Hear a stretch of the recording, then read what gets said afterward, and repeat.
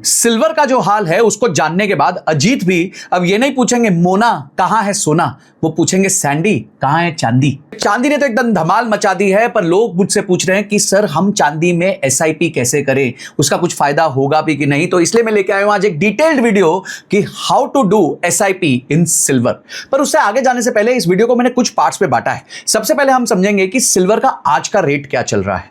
Second हम समझेंगे कि सिल्वर में डिमांड सप्लाई में गैप कहां है और सिल्वर का यूज कहां से होता है। थर्ड हम समझेंगे कि सिल्वर की सप्लाई कहां से आती है और क्यों इस टाइम पे सप्लाई इतनी कंस्ट्रेंड है। फोर्थ हम बात करेंगे द गोल्ड सिल्वर रेशियो के बारे में, जो बहुत जबरदस्त रेशियो है और हिस्टोरिकली उसका बहुत महत्व रहा है और जिसकी वजह से प्राइसेस प्रिडिक्ट किए जाते हैं। फिफ्थ मैं आपको बताऊंगा कि अगर पिछले 10 साल में आपने चांदी में एसआईपी की होती तो आपके क्या रिटर्न्स बन सकते थे और कितना फायदा हो सकता था, उसका डिटेल्ड एनालिसिस एक्सेल शीट में करके दिखाऊंगा। और फाइनली सिल्वर के ईटीएफ में हम लाइव एसआईपी क्रिएट करेंगे ताकि आप भी अपनी सिल्वर इन्वेस्टिंग जर्नी चालू कर सके। तो देर किस बात की है, चलिए शुरू करते हैं। पर हां, आगे बढ़ने से पहले अभी तक सिर्फ 25% लोगों ने इस चैनल को सब्सक्राइब किया है, तो फटाफट भाई सब्सक्राइब का बटन दबा दो, घंटी दबा दो। और हां, आगे जाने से पहले आप सबका बहुत बहुत धन्यवाद है, क्योंकि अब हमने अपने चैनल पे 1 मिलियन सब्सक्राइबर्स का नंबर हिट कर दिया है। ये सब आपका प्यार है, आपकी वजह से आज हमारा चैनल पिछले 18 महीने के अंदर 1 मिलियन पहुंच गया है। पर अभी भी मैं देखता हूं कि सिर्फ 25% लोगों ने सब्सक्राइब किया है, तो फटाफट सब्सक्राइब का बटन दबा दीजिए, साथ में घंटी दबा दीजिए ताकि ऐसी वीडियोस आपसे मिस ना हो।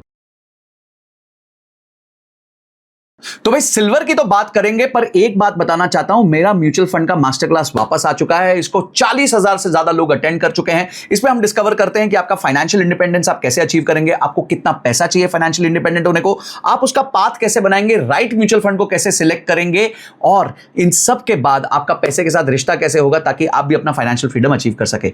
अगर आप ये अटेंड करना चाहते हैं तो लिंक डिस्क्रिप्शन में दिया हुआ है, उसको जाके फॉर्म को भर दीजिए और उसके एंड में एक व्हाट्सएप ग्रुप है, उसको ज्वाइन कर लीजिए। वैसे तो ये मास्टर क्लास फ्री है, पर जैसे व्हाट्सएप ग्रुप भर जाएगा तो उसके बाद फर्दर एडमिशंस नहीं लिए जाएंगे। तो फटाफट जाइए, फॉर्म भरिए और व्हाट्सएप ग्रुप को ज्वाइन करिए और मिलिए मुझे लाइव मास्टर क्लास में। तो गाइस आते हैं, आज जब मैं ये रिकॉर्ड कर रहा हूं वीडियो 14 अक्टूबर को, तो सिल्वर का प्राइस 1,85,000 रुपीज पर केजी तक पहुंच चुका है।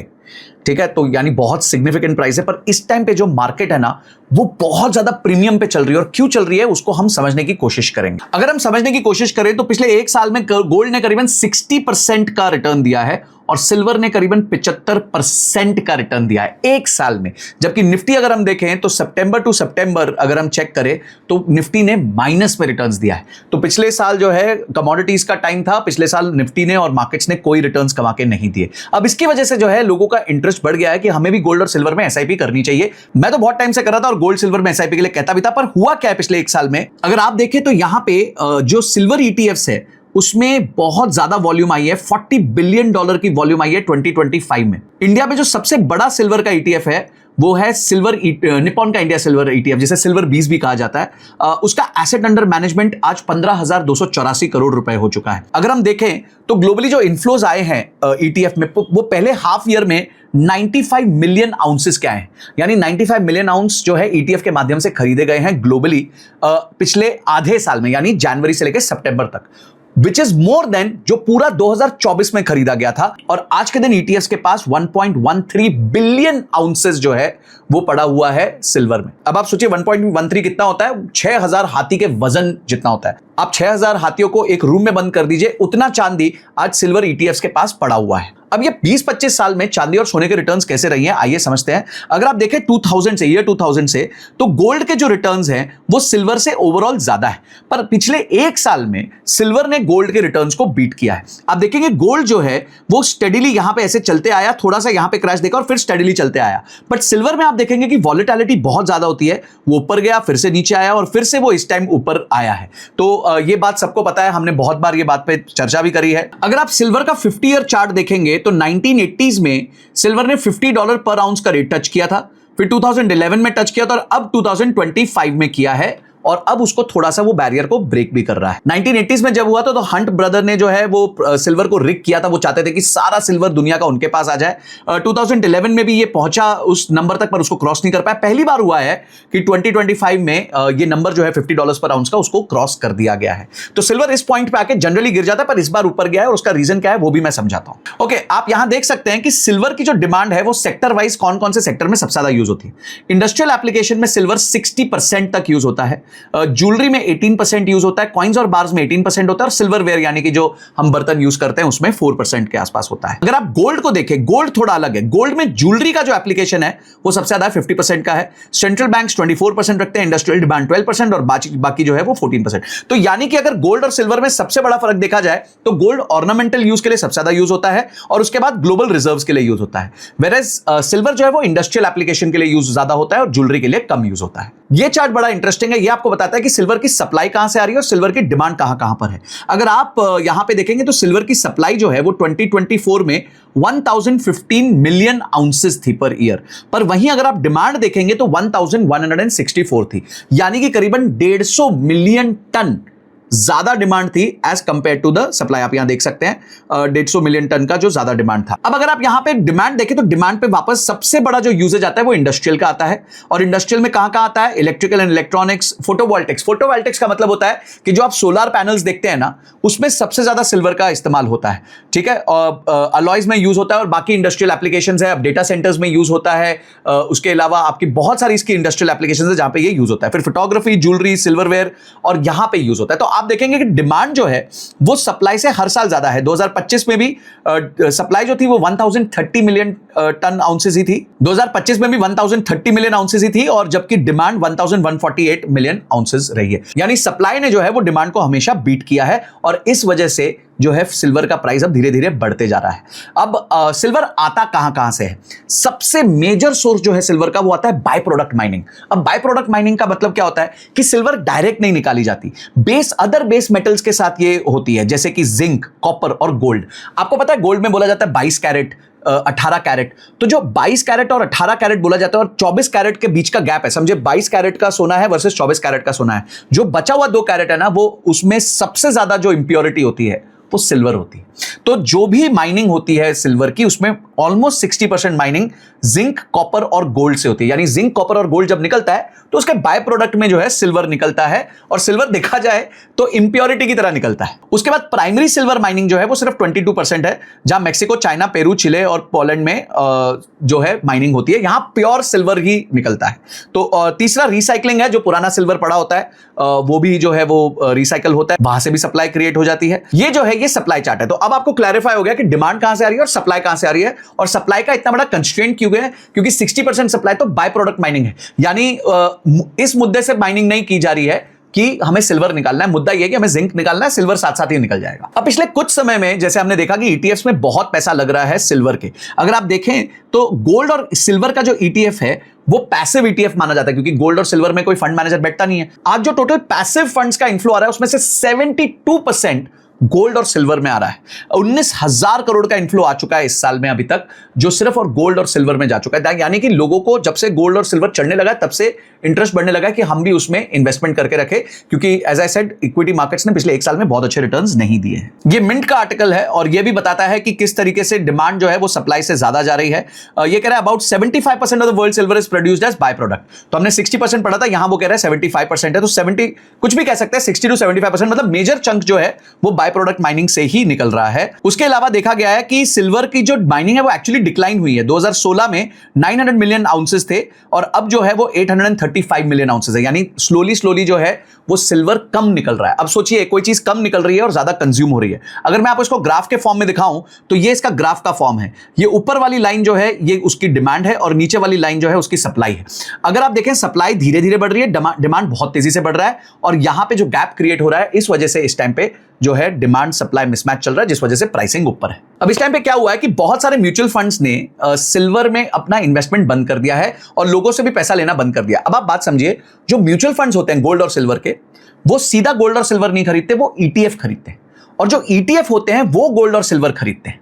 तो अब क्या हो रहा है कि ईटीएफ्स का प्राइसिंग बहुत मिसमैच हो गया, मैं वो आपको दिखाऊंगा चार्ट पे। तो जितने भी बड़े म्यूचुअल फंड हाउसेस हैं उन्होंने सिल्वर में अपनी इन्वेस्टमेंट्स जो है वो बंद कर दी हैं, वो अब फर्दर इन्वेस्टमेंट नहीं ले रहे हैं, क्योंकि वो ईटीएफ नहीं खरीद रहे हैं। और वो ईटीएफ इसलिए नहीं खरीद रहे हैं क्योंकि इस टाइम पे ईटीएफ मिसप्राइस्ड है, जो मैं आपको आगे दिखाऊंगा। और ऐसा हो क्यों रहा है? ऐसा इसलिए हो रहा है कि प्राइसिंग मिसमैच क्यों हो रहा है, क्योंकि मार्केट में डिमांड बहुत ज्यादा है पर चीज की सप्लाई नहीं है।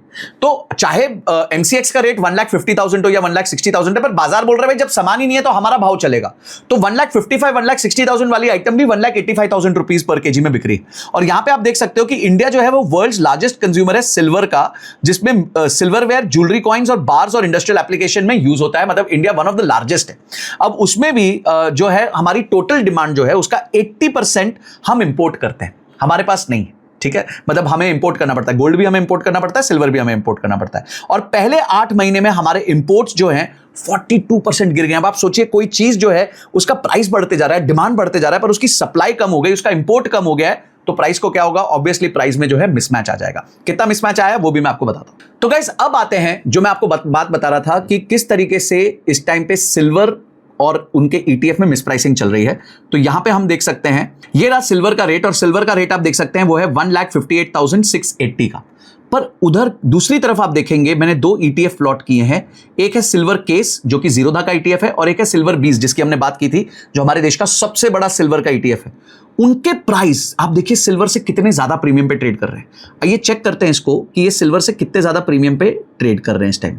अगर हम देखें तो यहां पे जो सिल्वर 20 है वो करीबन 13% प्रीमियम पे ट्रेड कर रहा है, 13%, यानी कि 13% का मिस प्राइसिंग है इस टाइम पे। और अगर हम सिल्वर केस को देखें तो वो करीबन 14.5% का मिस प्राइसिंग है। और यही मिस प्राइसिंग जो है वो क्यों चल रही है? वो इसलिए चल रही है क्योंकि मार्केट में डिमांड बहुत ज्यादा है, सप्लाई कम है, और इसी कारण से इस टाइम पे म्यूचुअल फंड्स ने जो है फर्दर इन्वेस्टमेंट लेना बंद कर दिया है जो सिल्वर में है। तो ये जो पॉइंट है ये आपको ध्यान रखना है कि इस टाइम पे जो ETFs हैं वो थोड़े से मिसप्राइस्ड चल रहे हैं। पर ये चार्ट अगर आप आगे ध्यान रखेंगे तो ये जाके नैरो डाउन हो जाएगा, कम हो जाएगा, 3-4% का प्रीमियम या 3-4% के डिस्काउंट पे चलेगा। अब 7 अक्टूबर 2025 तक देखेंगे तो सिल्वर का ETF जो है वो सिल्वर के प्राइस के आसपास था, ज्यादा डिफरेंस नहीं था।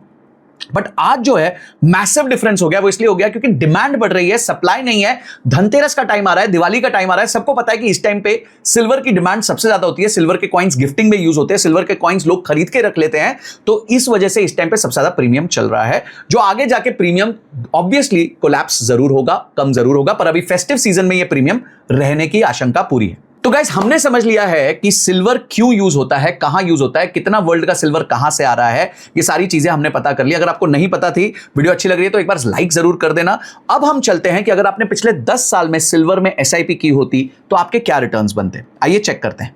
तो ये चार्ट है, अगर हम देखें 14 मार्च 2015 से मैंने एनालाइज किया है, 128 मंथ्स का एनालिसिस किया है, और हमने ये माना है कि आपने क्लोज प्राइस पे जो है वो सिल्वर हमेशा हर महीने खरीदा है।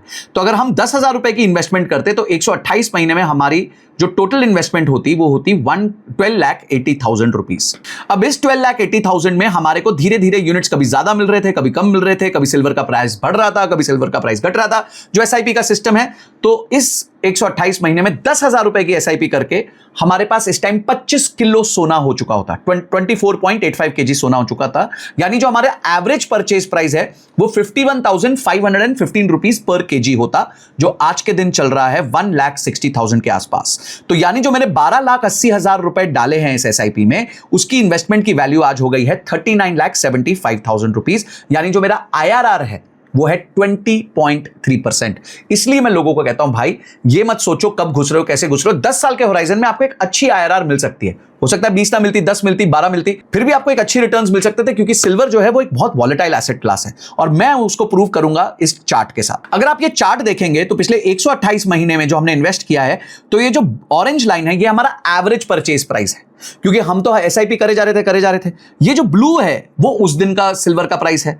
अब आप देखेंगे कि यहां पे अचानक से सिल्वर भागा, फिर से नीचे गिर गया, फिर फ्लैट रहा, फिर नीचे चला गया, फिर ऊपर चला गया, फिर नीचे चला गया, फिर भागा, फिर नीचे आ गया, फिर भागा, फिर नीचे आ गया। पर ऐसे करते करते 10 साल के होराइजन में मेरी एवरेज परचेज प्राइस से आज 1 लाख रुपए किलो सोना ज्यादा महंगा हो चुका है। मैंने 55,000 में खरीदा था, आज वो 1,55,000 हो चुका है। तो यानी कि वो 1 लाख रुपए ज्यादा, और 25 किलो यानी 25 लाख रुपए का मुझे प्योर प्रॉफिट इसमें आज के दिन हो सकता था। तो गाइज ये पावर होती है जब आप SIP करते हो। अगर आपको ये वाली वर्किंग चाहिए तो आप नीचे दिए हुए कम्युनिटी के लिंक में, टेलीग्राम कम्युनिटी के लिंक में ज्वाइन कर लीजिए। वहां पे हम बहुत सारे ऐसे डेटा शेयर करते हैं। उस कम्युनिटी को ज्वाइन करिए, एब्सोल्युटली फ्री कम्युनिटी कम्युनिटी है उसका QR कोड स्क्रीन पे फ्लैश भी कर रहा है, उसमें सारी इंफॉर्मेशन आपको दी जाएगी, इस तरह के एक्सेल शीट्स आपको दिए जाएंगे और आपको पैसिव इनकम कमाने के और भी बहुत सारे तरीके मिलेंगे। तो भाई फटाफट देख लीजिए, टेलीग्राम का लिंक डिस्क्रिप्शन में है और स्क्रीन पे QR कोड फ्लैश कर रहा है। तो भाई अब ये भी समझ आ गया कि हमारी SIP करते ही हमारे को एक लॉन्ग टर्म में अच्छे रिटर्न्स बन सकते हैं। अब अगला स्टेप है कि SIP करते कैसे हैं,